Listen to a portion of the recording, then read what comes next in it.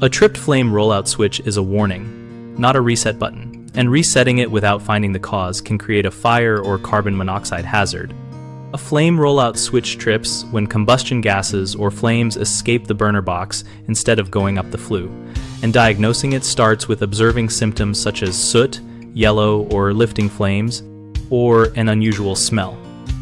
First, check airflow by ensuring supply and return vents are open, the filter is clean, and the blower operates normally because restricted airflow can cause the heat exchanger to overheat and push combustion products outward.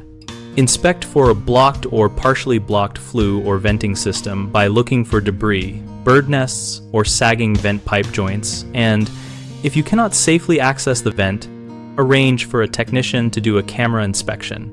Examine the heat exchanger visually for cracks or corrosion, but only from the service panel and without powering the unit. Hairline cracks can allow combustion gases into the home and require professional replacement of the heat exchange assembly. Measure combustion gas pressures and burner operation only if you are trained and equipped, because excessive gas pressure or improper gas valve function can cause flames to roll out and require regulator adjustment or valve replacement. If any of these checks suggest a serious fault or you are uncertain, shut the system off and call a qualified heating technician to perform a full safety inspection and repairs. The three most common mistakes are resetting the switch and ignoring the cause, which only delays a dangerous failure. A simple approach is to leave the unit off and investigate or call a professional. A second mistake is assuming airflow is fine without checking filters and vents.